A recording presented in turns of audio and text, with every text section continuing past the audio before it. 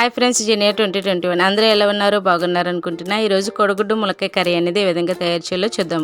ముందుగా ఉడికించి పెట్టుకున్న గుడ్లు అనేవి ఈ విధంగా కట్ చేసుకుని హీట్ అయిన ఆయిల్లో పసుపు అనేది వేసుకుని ఈ విధంగా వేయించుకోవాలి.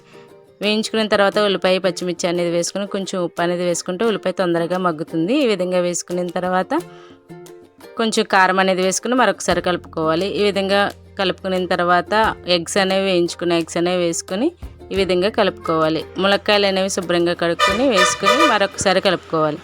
ఈ విధంగా కర్రీ అనేది దగ్గరగా అయ్యే వరకు ఉడికించుకోవాలి.